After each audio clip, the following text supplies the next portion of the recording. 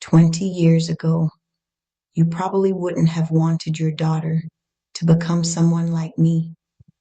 Today, I'm going to tell you how the grace of God changed everything. I'm not the same person. You see, sitting before you today, I'm a completely different woman than I was 20 years ago. Back then, I was searching for acceptance.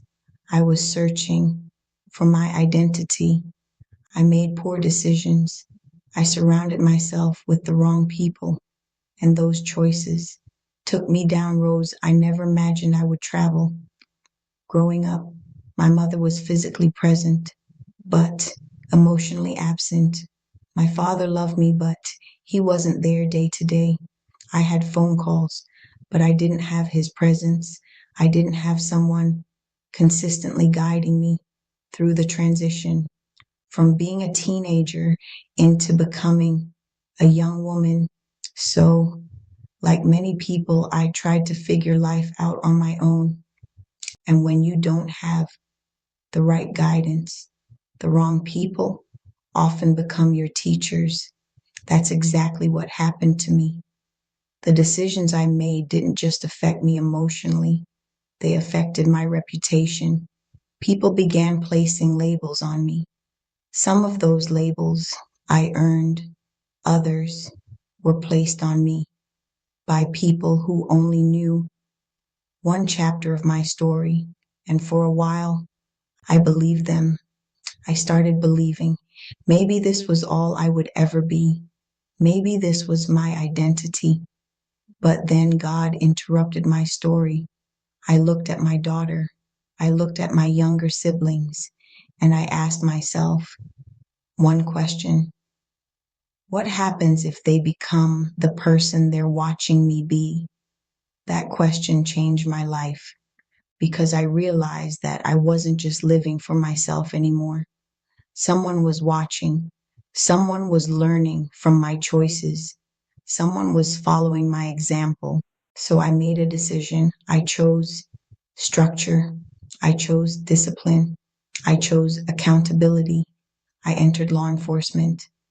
And while many people think law enforcement only changed my career, it actually changed me. It taught me responsibility. It taught me self-governance. It taught me to think before I reacted, to take responsibility for my decisions, to become the woman God was calling me to be. But here's what surprised me. Even after I changed, some people refused to see it. Every time I visited old environments, people still saw the teenager, the 20-year-old, the woman I used to be. They couldn't see the woman God was transforming me into. And that's when I learned one of the greatest lessons of my life. Sometimes you have to leave old environments, not because you're better than the people there, but because your purpose can no longer grow in that environment. Sometimes the hardest goodbye isn't saying goodbye to people. Sometimes the hardest goodbye is saying goodbye to the version of yourself that everyone else wants to remember. If you're watching this today and people keep reminding you of who you used to be, I want you to remember something. People have the right to remember your past, but they do not have the right to define your future. Only God has that authority. God never called you by your mistakes. He calls you by your purpose. He calls you redeemed, forgiven, chosen, loved, restored. I spent years trying to outgrow the labels people placed on me. Then one day, I realized something. I don't have to convince people that I've changed. My life will speak for itself. Maybe that's where you are today, still carrying labels someone else gave you. Maybe they call you a failure, a disappointment, a mistake, broken, not enough, too damaged, too far gone. But listen to me, those labels did not come from God. God sees what other people cannot. People judge your history. God sees your destiny. People remember your failures. God remembers his purpose. So let me leave you with this. Don't make other people's opinions your identity. Let God define who you are, because your past may explain your story, but it does not have the final chapter.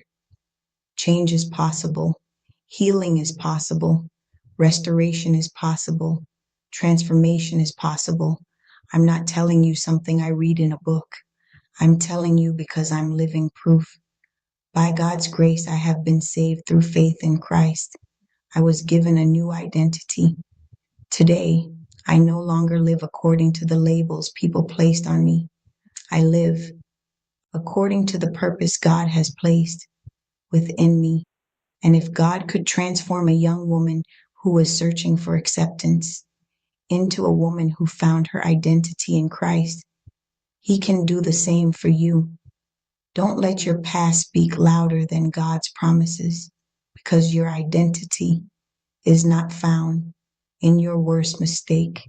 Your identity is found in Jesus Christ. Thank you for listening. May God bless you.